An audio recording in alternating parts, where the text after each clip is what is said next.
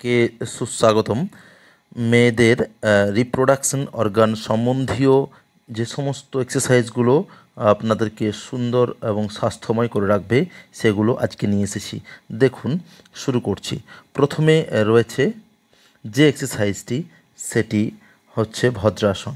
ভদ্রাসনে as a exercise করতে পারেন, as a আসন। প্রথমে আসন অর্থাৎ স্টে করব, এইভাবে পাগুলোকে যতটা সম্ভব কাছে নিয়ে আসে, এরপর হাঁটুর উপর হাত রাখুন, এভাবে প্রেস করুন। প্রথম ভদ্রাসন, টান টান অবস্থায় এটা স্টে করে থাকবেন। এরপর এটাকে হাঁটুটাকে ওপর নিচে করব, যেটা কিনা এইভাবে হাতটা ধরব। এরপর এতে আপনার হ্যামস্ট্রিং এলাকাটা দিয়ে যাই হোক ব্লাড ফ্লো খুব ভালো হবে। ভদ্রাসন প্র্যাকটিস করুন, এটা আপনার জন্য খুবই উপকারী। এটা করতে প্রথম অবস্থায় অসুবিধে হলে যদি আপনার পা ঠিকঠাক না খুলে দুই সাইডে দুটো পাতলা বালিশ দিয়ে অভ্যাস করতে পারেন। এরপর আসি সুপ্ত বজ্রাসন। এইভাবে প্র্যাকটিস করবেন, হাতটাকে এইভাবে রাখবেন। এখানেও কোমরের পর অর্থাৎ কোমরের কাছে যদি গ্যাপ থাকে যেমনটা রয়েছে, এক্ষেত্রেও আপনি একটা পাতলা বালিশ ব্যবহার করতে পারেন প্রথম যেহেতু যদি দীর্ঘদিন প্র্যাকটিস করেন তারপর আপনি এমনিই করতে পারেন। সুপ্ত বজ্রাসন এটিও অত্যন্ত একটি ভালো এক্সারসাইজ। এরপর অর্ধমৎস্যন্দ্রাসন দেখানো হয়েছে। অর্ধমৎস্যন্দ্রাসন রিপ্রোডাক্টিভ অর্গানের যে কোনো রকম সমস্যার জন্য খুবই ভালো। এগুলি প্র্যাকটিস করলে আপনার সুস্থতা বজায় থাকবে, অসুস্থতা থাকলে আপনাকে সুস্থতার দিকে নিয়ে যাবে। অর্ধ মৎস্যেন্দ্রাসন দুটি পায়ে করবেন, মিনিমাম 10 থেকে 15 সেকেন্ড করে স্টে করবেন এবং অবশ্যই একটি পায়ে অল্টারনেটিভলি করবেন এবং 3 থেকে 4 বার অবশ্যই করবেন। অর্ধ মৎস্যাসনে পেটে একটা টুইস্ট আসে এবং পিছন দিক হাতটা এইভাবে প্লেস করতে হয়। যেই পাটা ছড়িয়ে রাখবেন সেটা টান টান করে রাখবেন, যেমনটা ছবিতে রয়েছে। ঘুরিয়ে দেখিয়ে দিচ্ছি আপনাদের সুবিধের জন্য। এরপর রয়েছে চাক্কি চালাসন, আমরা এটাকে বলতে পারি। যেমনকার দিনে পুরনো দিনে বড় বড় জাঁতা ঘোরাতে হতো, ঠিক তেমনই স্টাইলে এটা আপনার কোর মাসলকে খুব স্ট্রং করে, আপনার রিপ্রোডাক্টিভ সিস্টেমকে ঠিকঠাক করতে সাহায্য করে। যেহেতু কোর মাসলের ওপর এটার অনেকটা কাজ আছে।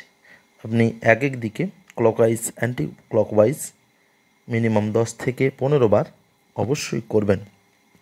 এটা হয়ে গেলে এই নৌকোর দাঁড় চালানোর মতো এই আসনটিও এর সাথে আমি রেখেছি, আলাদা করে আর লিখিনি।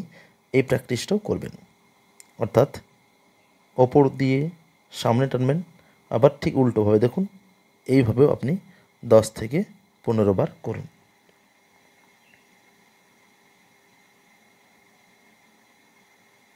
খুবই ভালো একটি এক্সারসাইজ। পুরো সেটটা আরেকবার রিপিট করুন। চাক্কি চালাসন প্রথমে অ্যান্টি ক্লকওয়াইজ, ক্লকওয়াইজ, তারপর আবার নৌকোর দাঁড় টানার মতো এই আসনটি, এই এক্সারসাইজটি করুন। এটি আপনার কোর মাসলের ক্ষমতা বৃদ্ধি করে এবং আপনাকে সুস্থ রাখে। এরপর চলে আসছি পরবর্তী এক্সারসাইজ। তার আগে এটির আরও একটি সেট করে নেওয়া যাক। দেখুন, এইভাবে করবেন, তাড়াহুড়ো করবেন না, ধীরে ধীরে করবেন, সময়ের স্বল্পতার জন্য এখানে এইভাবে দেখানো হয়েছে। নেক্সট, চাইল্ড পোজে একটু বিশ্রাম করুন। এটা বিশ্রাম এবং একটি আসনও বটে। পা দুটোকে বজ্রাসন হিসেবে বসবেন, কিন্তু পাটাকে একটু খালি রাখবেন দুটো হাঁটুর মাঝখানে, যাতে এইভাবে বসতে পারেন। খুব রিল্যাক্স করে সামনে বসবেন, হাতগুলি এইভাবে রাখবেন। আপনি একদিকে হেলান দিয়ে আপনার ফোরহেডটা ফ্রন্টালের ওপর রেস্ট করে রাখবেন। এটা খুব একটা রিল্যাক্সিং আসন। আমি 4টি এক্সারসাইজের পর এই চাইল্ড পোজটাকে রেখেছি।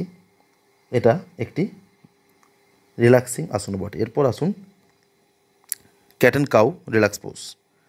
প্রথমে দেখুন মার্জারাসনের মতো করেছি, এরপর কাউ পোজে এসে ক্যাট এবং কাউ পোজে এসে পিছন দিকে।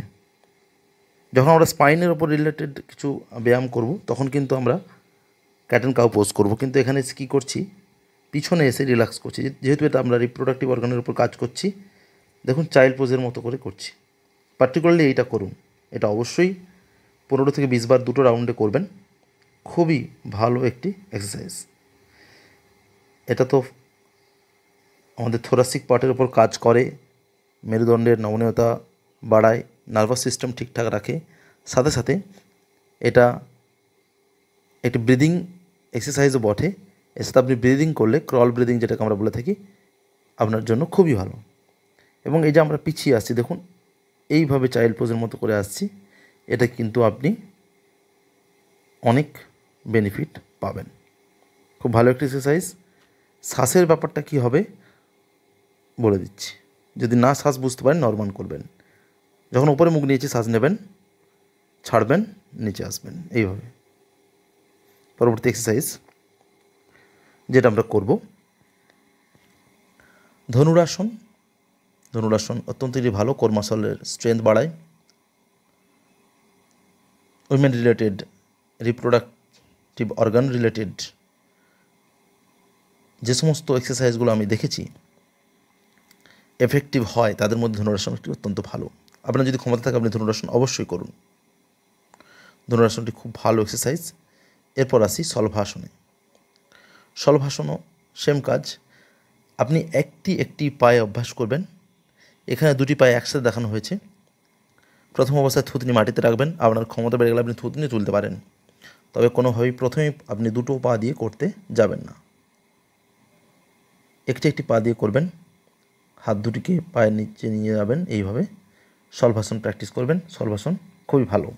এখানে যতগুলি ভেরিয়েশন আসনের দেখানো হয়েছে সবগুলি করতে পারেন, কিন্তু যে কোনো 5 থেকে 6টি আপনি নিজের সুবিধা মতো আসন বাছুন, অথবা সবগুলোই করতে পারেন, তবে খুব বেশি করবেন না, ক্ষমতা অনুযায়ী করবেন। পশ্চিমোত্তর আসন খুব ভালো একটি এক্সারসাইজ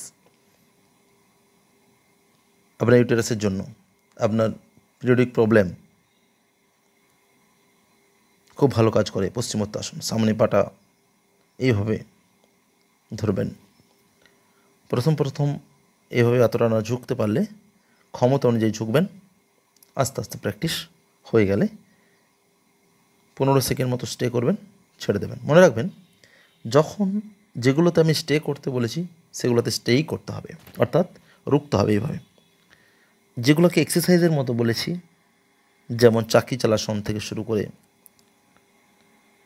বাটারফ্লাইয়ের সেকেন্ড পার্টটা, সেগুলো এক্সারসাইজের মতো করবেন। কারণ আসনের একটা ব্যাপার রয়েছে, কি আসন কতক্ষণ আপনি স্টে করলেন তার উপর কিন্তু অনেকটাই কাজ করে। যেমন ওষুধ নির্দিষ্ট মাত্রায় সেবন না করলে তার যথাযথ লাভ পাওয়া যায় না, আসনও কিন্তু অনেকটাই সেরকম। আপনাকে বেশ কিছুক্ষণ ধরে কিন্তু অভ্যাস করতে হবে, যতটা আপনার দরকার। এরপর আসুন কপালভাতিতে। কপালভাতি খুবই ভালো, আপনারা জানেন। সেকেন্ডে একটা করে স্ট্রোক দেবেন যদি আপনার বিপি সমস্যা না থাকে, অন্য কোনো সমস্যা না থাকে, হার্টের ডিজিজ না থাকে, আপনি যদি বড় কোনো অপারেশনের শিকার না হন, ওটি যদি না থাকে বা অন্য কোনো প্রবলেম না থাকলে আপনি কপালভাতি করবেন। সেকেন্ডে একটা করে স্ট্রোক দেবেন।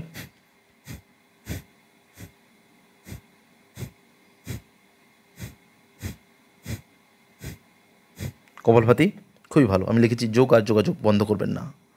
যাই হোক, কেমন লাগলো বলবেন। শুধুমাত্র মহিলাদের জন্য এই ভিডিওটা বানালাম। আমি অনেক আগে বলেছিলাম যে আমার প্রায় 33% মহিলা সাবস্ক্রাইবার রয়েছে, তাদের জন্য এটা উপহার। নমস্কার, ভালো থাকবেন।